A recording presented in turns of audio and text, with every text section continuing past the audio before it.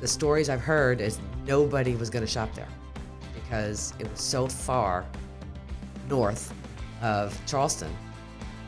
No one's going to go there. Why are you building this shopping center? It's going to be a waste of money, blah, blah, blah. Look at it now. Hey everyone, you're listening to the Lively Charleston Podcast. Our goal with this show is to interact and tell the stories of the amazing people, places, and businesses that make Charleston the best city in the world. If you haven't already, make sure to subscribe to iTunes, Spotify, and YouTube. And check us out on Instagram and Facebook where we post content regularly throughout the week. All right, y'all, we have a very special guest today. I'm very excited for this episode of the Lively Charleston Podcast. We have a gal with us we're going to have a conversation with who, if you live particularly in South Mount Pleasant, or if you live in North Mount Pleasant, or quite honestly anywhere in Charleston, there is a good chance that she has had at least an indirect impact on your life in some way. And we're going to talk about that.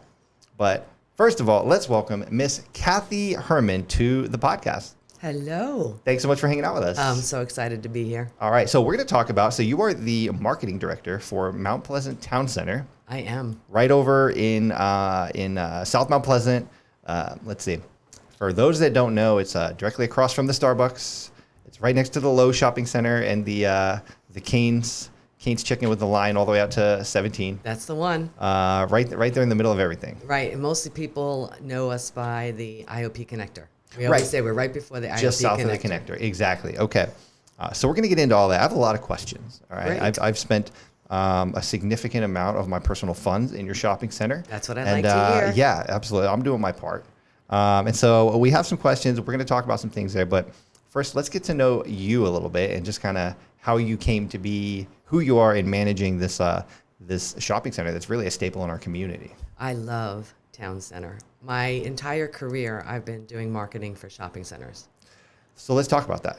From 1992, I just gave my age away, but my first job out of college was for a shopping center in Midtown Manhattan. What was that like being, because I imagine, first of all, this is before Amazon, so shopping was like, that was the only way to do shopping. And also, you're in Manhattan. I mean, Right. That's a bustling city. It was an eye-opener. Yeah. I was a big shopper. You don't realize what goes on behind the scenes of your favorite shopping center. I bet. And I learned very quickly in Midtown Manhattan. It was a 9-level shopping center. Like, was it a mall, essentially? It was a mall. It was Yeah. called A&S Plaza at the time. Okay. And I didn't realize what kind of career this was going to give me, and I've been doing it ever since. Ever since 92. Apparently, I fell in love with it. Yeah. Apparently, well, they say pursue your passion, and if you love shopping, then what better career? But now I don't shop. No, I'm kidding. Right. Yeah. Now that you know. I go to other shopping centers. Yeah. Again, just kidding.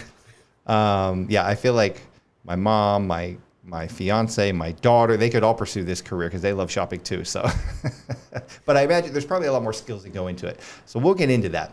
But before we do, so you've been in Charleston 7 years. Yes. And what brought you out here? The owner, we used to work for a company called Bear Properties. They used to manage Mount Pleasant Towne Centre, and they found me in New York.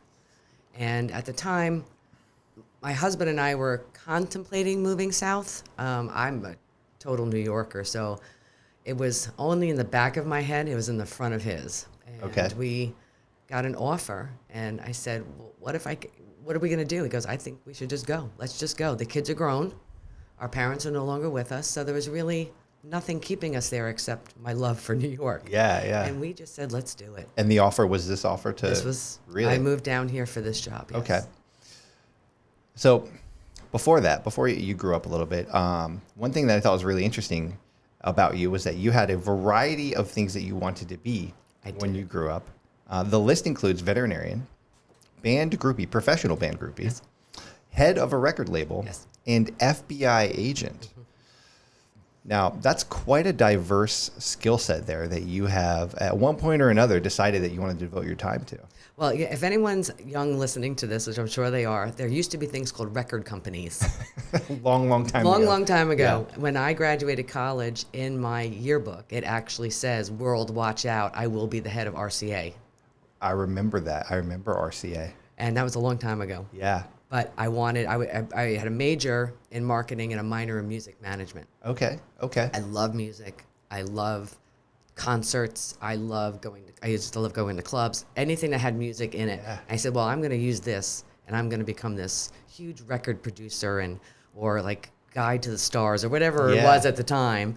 That didn't work because I got a job in a shopping center and that just took over. And it just kind of derailed your plans a little bit. After college, my dad is the one who said to me, I really think you should join the FBI. And I said, and I go, you really want me to carry a gun for a living? And he's like, I just think, he goes, you're smart and you have a college degree and you're a woman and you can go really far. And I contemplated it for probably about 3 or 4 months before I got my first real job. I looked into it and I was like, nah, I don't think so. I did try to get my niece to be an FBI agent, but she wouldn't do it either. Really? Yeah. It's is she a shopper as well? She's not. She's a chemistry high school teacher. Oh, all right. Very nice. Yeah. Very nice. A lot of smart people here in the family. Yes. Okay. So I thought that was really interesting. And you landed on none of the above as far as what was on the original list, but I guess that's part of life, right? It is. Grow up, Twists try and things. turns. Yeah, absolutely. I also didn't expect to spend my entire career doing what I was doing. Right. You know, I mean, I was 22 years old. I got my first job, my first real paycheck. I was commuting into Manhattan. I was one of those girls with my briefcase and my sneakers on the train. And I said, oh, this is going to be good for a little while. And then I just realized, first of all, how much I loved it. And then secondly, I worked for a company called Simon Property Group at the time. And they're one of the largest real estate developers in the country. I didn't realize how much potential I had to continue to move up and up and up. So I stayed with them for over 20-something years before I moved here. Right. So you realized what the opportunities were to grow your skill sets and your responsibility and, probably your income and it just kind of led you down that path. Absolutely. You're also the first real life person I've ever met from Scranton, Pennsylvania. I was born in Scranton, Pennsylvania. I did not grow up in Scranton, okay. Born there. Yes. And so, we have to talk about The Office, naturally. Are you a fan? You're not a fan of The Office? I don't think I've ever seen one episode. No way. Did you know it takes place in Scranton? I do, yeah. Okay, so you've heard that a million times. I was a month old when I moved. When I went to Got it. Long Okay, so Island. you don't really associate. But that's what my birth certificate says. Yeah, so I okay. have to say I was born in Scranton, Pennsylvania. All right, fair enough. You have to. Okay. If nothing comes from this podcast other than you watching an episode of The Office, that'll be a win. Is there one specific one I should watch? Watch the first one. First one? You'll know in, how long is an episode? 24 minutes? You'll know in 24 minutes if you love it or not. And if you love it, you got 10 seasons of binge watching. Fantastic. To catch up on. That'll be good for the storm. Exactly. Yeah, I know. We got a storm coming up. Exactly. And so you mentioned one of your most impactful jobs previously was working at A&S Plaza in Midtown. What were some of your biggest takeaways in there? I'm sure you probably started reasonably entry level and kind of learned from there. But what were some of your biggest takeaways from that experience? There was a marketing director, an assistant marketing director, a marketing admin, and then me. So I think my title was retail tenant coordinator or some nice title to make me feel more important than I was. It sounds pretty important. I did everything. I considered myself the gopher. Yeah. But to me, that's always how you learn everything. Yep. I had to do a lot of things around the shopping center. I learned all about operations, housekeeping, construction, everything, just because I was always out there talking to all the stores and walking the shopping center all the time. I think one of the best things we did was, it's sad because A&S actually closed. That was a department store like a Belk. They closed.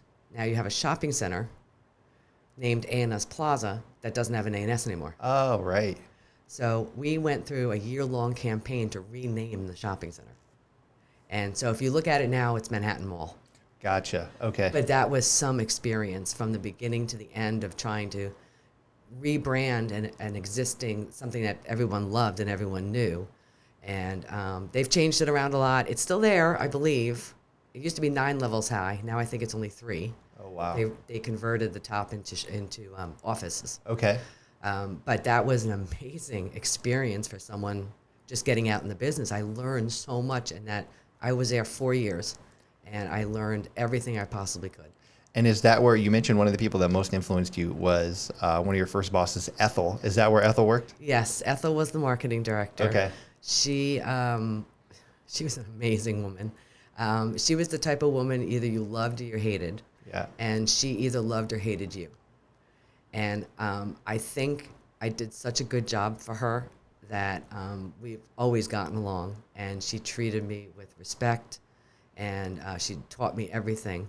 And when I left for a little bit, because I'd gotten married and I didn't want to commute to the city anymore, she found me because Simon had opened a new shopping center on Long Island where I lived. And she found me and asked me to come back. So it's because of her that it was really, I blame this whole 20-something year career. Yeah, it's all her fault. It's all her fault. That's really cool, though, too. I bet that feels good to move on and for them to come back, for her to come back and find you and say, hey, we miss you. Come back, work for us. Here's what we're working on. She said, the perfect job for you. I mean, she understood. I was, I was in my late 20s and I was getting married, and I didn't want to waste hours a day on the train for the commute. Yeah. And she found the job was 10 minutes from where my husband and I were living. So it was a perfect transition. Yeah. Amazing. Yeah. Amazing. Okay. So fast forward to present day. You are the marketing director for Mount Pleasant Towne Centre. Tell us a little bit about the town center, maybe some things that people might not know, and just kind of how long you've been there and what you've been up to. My favorite story about Town Center, we're celebrating 25 years in April of 24, so keep an eye out for some birthday party celebrations. Okay. When the shopping center was built, there was nothing there. They filled in some reservoirs. They built everything on top of this farmland. And the stories I've heard is nobody was going to shop there because it was so far north of Charleston. No one's going to go there. Why are you building the shopping center? It's going to be a waste of money, blah, blah, blah. And look at it now. It's actually almost not even the center anymore, how far north Mount Pleasant's grown and everything going on. And I love to hear the stories of people who watched it being built. Yeah. A young lady I work with, Jewel Davey, she's the assistant general manager. She was in town when they were building the shopping center, and she's been with the property now 16 or 17 years. And she tells me stories, and we have pictures of just nothing there, and how it has just expanded into what I feel the community hub. Of Mount Pleasant. It really is. And anything you need, you can go there and you can find it. We're always trying to make it better. Yeah. I think if people don't know, one of the biggest questions I've had the last 5 years is what's going in Atlanta bread, because they up and left a couple of years ago. Question. Yes. And so many people said, I can't believe it's still vacant. And I try to explain to them that there's a process to this, and there could be someone who wanted it that we might not have wanted in there. It's a magnificent space. It's right by our events. It's got patio. It's got parking. We're not going to just put anything in there. Sure. So Condado Tacos is currently under construction. They should be open by the end of the year. I know they have a location in Greenville. This will be their second one in South Carolina. They're known for their margaritas and their made-to-order tacos. So I'm really excited about it. I love Mexican food. We need a great margarita taco shop in there. I love Mexican food. So I'm really excited about them opening, and I think it's a great addition to the shopping center. Well, and to your point, there's like you said, you can't just take the first person who's willing to pay the monthly rent, because you almost have a recipe in the shopping center of the different types of, you have restaurants, you have dining, you have sit-down dining, you have takeout dining, you have shopping, department stores, probably, and then within shopping, you have all the different categories of shopping, right? And so you probably have some sort of I would imagine, a recipe that you're trying to maintain. Absolutely. And, certain spaces, of course, are easier to lease than others. Sure. But even in that respect, we try to make sure it's going to be a wanted addition. It's going to fit into the tenant mix well. Yeah. We don't just want to give space away. And I think it's pretty awesome that we're in a spot that we can do that. Yeah. The ownership group, Continental Realty Corporation, they love working with us locally to make sure that we have the right fit and to just continue to enhance the center. It just keeps getting better and better. It really does. I'll tell you a funny story. So when I first moved to Charleston, my business partner and I, we opened two businesses at one time, which is, you learn, but that's a terrible idea when you're opening your first business. But we opened a kids martial arts school and a gym, and it was right over off Long Point Road by the Waffle House. And we had no idea what we were doing, so we did everything ourselves, and we were doing all the painting and the decorating and getting ready and prepping. And it was 11 years ago in October. And for an entire month, for 30 days straight, we were in there for 14-hour days. And every single day at lunchtime, we would head over to Town Center. We would go to Qdoba, which used to be there. I forget what's there now. Oh, Malika. Malika. Okay. So we'd go to Qdoba, which a lot of people here, they don't know how awesome Qdoba is. This is like a Chipotle in a Moe's town, but where I'm from, we had a lot of Qdoba. So we'd go to Qdoba and then we'd walk across the street to TCBY. And that was our thing every single day.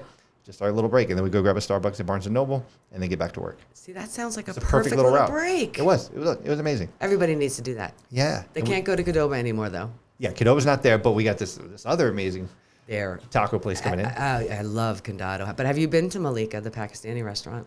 I actually have not. It's on my list. I've walked by it a few times. I haven't popped in. It is some of the most delicious food you will ever try in this town. Really? Yeah. All right. Do you have a great relationship with all of the tenants? Do you pop in and out all the time and Yep. go eat? 95%. Really?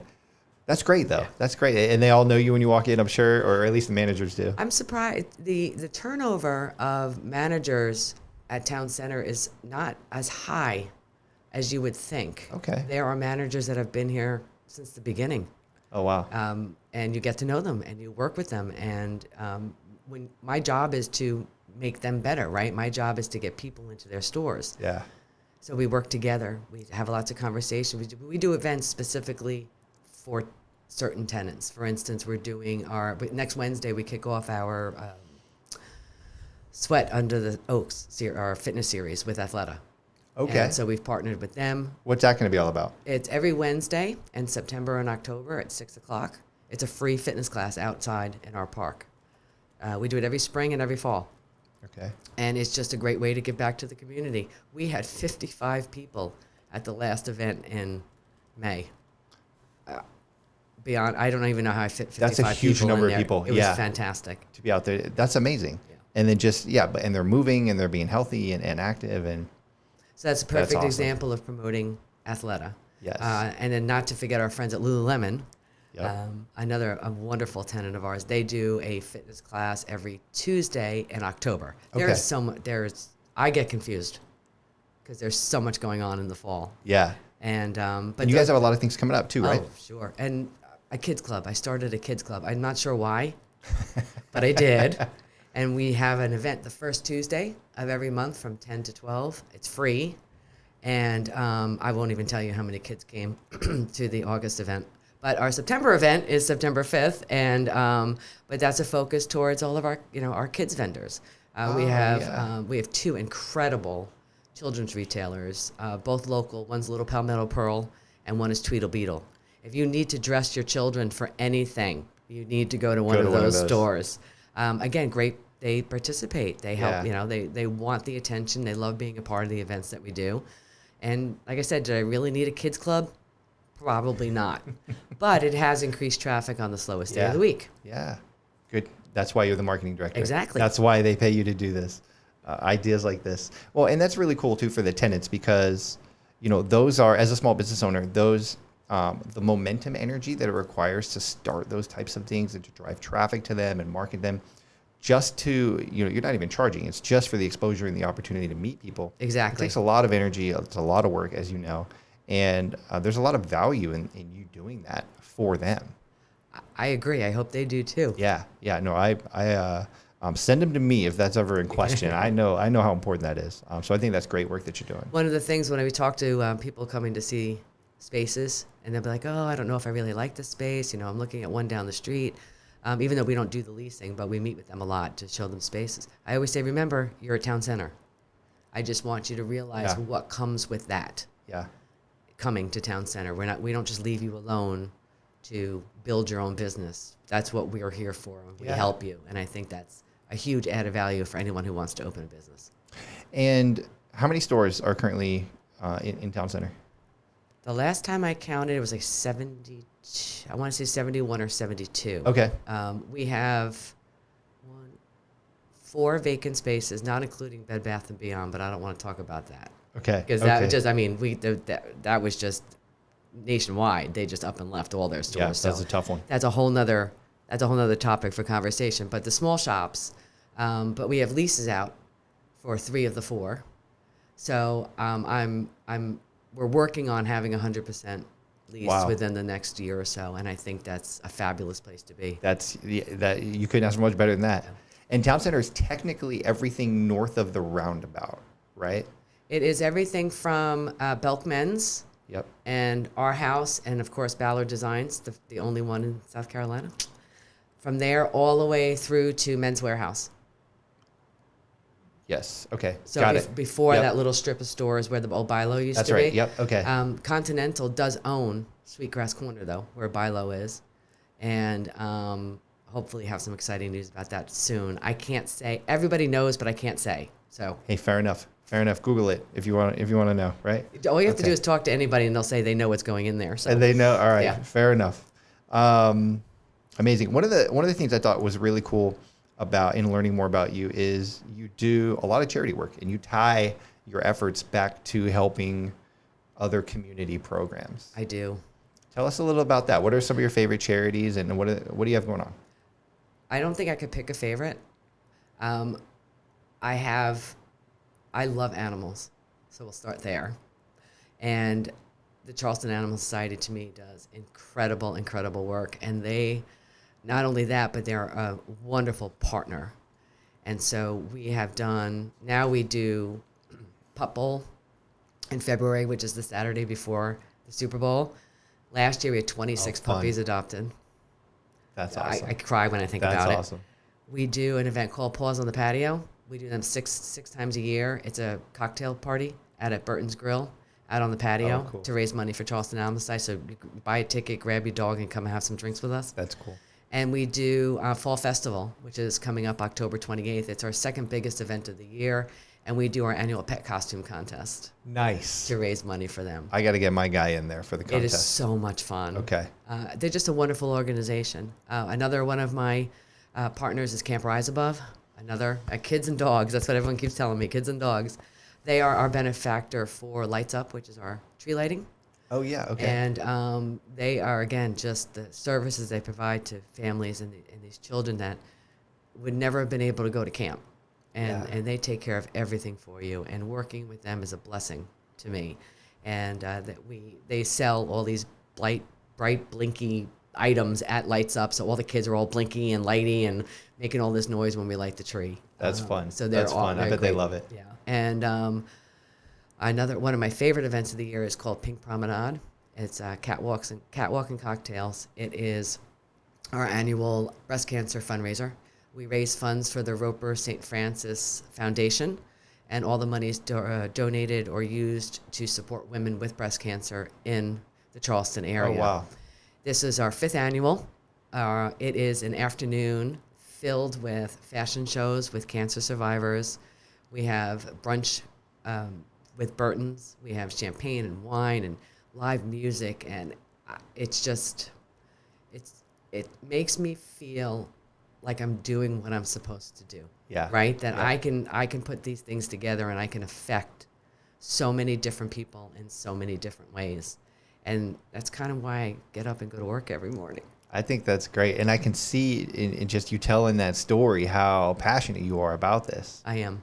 And you're supporting the business. You're in a unique situation where you have the ability to create a win-win-win for everybody involved, just by, putting your energy into creating these functions. Absolutely. And these events. It's really neat. We've also started working with Just Be. Her name is Layla Lula, an amazing organization. And we now have 2 events a year called Lights and Love. We do one in the spring and one in the holiday season. This year's will be December 3rd. It's for families with children on the spectrum. And we create a special event for them to feel welcome. Cool. And it has been an amazing opportunity for me to get to know these kids. And one thing I'll never forget is when one mother came up to me last holiday and said to me, "Do you know my child's," I think he was 12, "my child's 12 and he's never met Santa Oh, wow. because he would not be comfortable going to see Santa in a public place." So we had this special event for them and Santa came to them. Oh, that's cool. So That's cool. again, another thing I am extremely, extremely proud of. Yeah. Yeah. And definitely having, an impact on that kid and probably, all the other kids too. See, kids and dogs, Yeah, kids and dogs. absolutely. Your soft spot. Amazing. Let's do, if it's okay with you, I'd like to do a couple of rapid fire questions here for Okay. you. Okay. What is the job or career that you would say is most like yours, but not yours? I don't want to go sales. That's too easy because that's what I do. It's marketing and sales are. I don't go out and actually sell, this microphone, Right. but I'm selling the shopping center. 100%. And I'm selling programs. I'm selling exhibit space at my events and things like that. Oh, yeah, that's sales all the way. But you do so much more than that, too. I do. I don't know. Maybe an event planner, like Okay. a wedding planner. Okay. I couldn't do it. I don't have the patience for things like that. But I do plan pretty big events, so I could see what I do and what they do very similar, making sure that everything is perfect for that 5 hours or whatever, how long that wedding is. I need to make sure everything's perfect for that 3-hour event that I'm having. Absolutely. It's funny, when I wrote this question down, that was the one that came to mind too. Oh, really? Just from getting to know you. Okay. All right. If you could have any store in the entire world as a tenant in Towne Centre, what store? Of course, who you have, right? But in addition to that, if there's a dream store that you would want to have as a tenant, who would that be? Apple. Oh. Apple. Hey. Apple. Yes. Is that a possibility?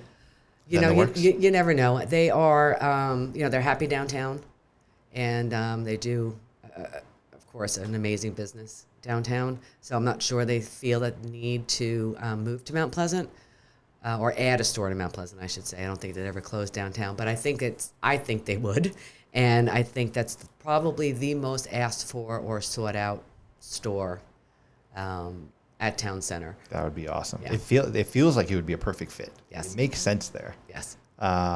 We work on it every minute of every day. No, I'm just kidding. You got to tell them no. There must be some data about how much us Mount Pleasant people hate to drive over bridges.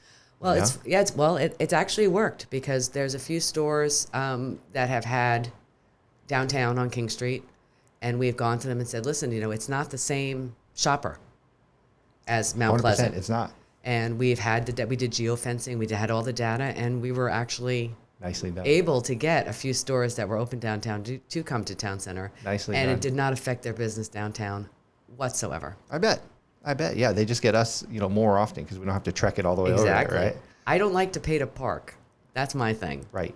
So we're always going to be free parking, and I think it just makes sense for people who live in this town, or even like you said before, even West Ashley, North Charleston, Jamestown, John's. They all come because it's free to park. Yep. Why not? Yep, 100%. And it's like a nice little family trip. If you don't live in the immediate area, Right. you head on over for a while, for half a day. Exactly. Shop around, spend the day, eat lunch, do the whole thing. It's perfect. Yeah, absolutely. Okay, last couple of questions before we get into that. Kathi, if somebody wants to learn more about you or the Towne Centre, where should they go? I guess they could follow us on social. Okay. Our shop MPTC, Facebook and Instagram. I'm also very excited that I will be the president of the Mount Pleasant Chamber of Commerce for 2024. I'm honored. I love this organization. So if you are a business in this town and you are not a member, you are severely missing out on some amazing connections. I have worked with chambers my entire career and never experienced something like this before. The offerings, there's 4 events a month for you to meet people, and it feels like just a huge family to me. Yeah. So that's one of the things I'm very honored to take under my wing next year. I'm president-elect this year, and I'm always at everything. So if you want to come talk to me or come meet me, come to a chamber event because I'm always there. There we go. Okay, so you heard it, ladies and gentlemen. You know where to find her. You'll be at and when does this start? When do you take over as president? January 1st. January 1st. Perfect. Okay. All right. Last couple of questions here before we let you go. If you could go back in time to when you first got into this career, this industry, and give young Kathi some advice, what would you say to her? One of the things I've always felt is that if you don't love what you're marketing, then you're not going to succeed. And I guess I'm blessed that I've always liked shopping. I think the only thing maybe I would told me the possibility of looking into other realms of shopping center management. Again, I love what I do. I'm not saying anything against it. But I always had a little thing in the back of my head saying, maybe I could be a really good mall manager. Maybe I could be a really good leasing agent. And operations director even for that. And so, knowing all those different aspects. Now, the funny part was my husband was an operations director for a shopping center. So I got to learn a lot about that too. But I think that I might have checked out the other things. I think I would have ended up back where I was. Because I loved it so much. But I think when you have an opportunity that a company can give you all different opportunities within the same company, you should look into them a little bit. Yeah, absolutely. Because I remember being approached, would you like to, you think about signing up for the assistant mall manager training program? I'm like, no, I'm happy. So I look back, I probably should have at least taken it or looked at it a little. Look at it, yeah. So I just think keeping your mind open and your eyes open, you might love what you do, but there could be something out there you love even more. Absolutely. To your point, it's interesting. I heard, I think it was a video or a podcast or something I was watching not too long ago, and they were talking about how there have been data and studies showing in across a lot of sales organizations, all different types of organizations, there tends to be a big drop off in production around like the 4 to 6 month mark, right? So you have either the people that just they ramp up and they're great at sales and then they just continue on that path, or you have this drop off where around the 4 to 6 month mark, they just tailor off. They're not getting the same results, and upon further inquiry, they found out the biggest reason was because they lost the enthusiasm for what they were selling, right? And maybe whether that's because they didn't actually believe in it, because maybe it actually wasn't a good product, or they just weren't as excited about it as they once were, or seeing the clients get the results. And once they lost that enthusiasm, that passion for it, that conveys, and whoever the buyer is, they can tell that you're not excited about what you're selling. I mean, if something as simple as, I always joke and I say, I don't like mayonnaise. Don't ever put mayonnaise near me. Me neither. So how could I possibly be successful if I had to go sell mayonnaise? Exactly. You can't. That you can tell, like you said, right away you can have the best sales pitch ever written, but if you don't feel it, you are not selling that mayonnaise. Yeah, 100%. Your conviction, it's not going to come through. No.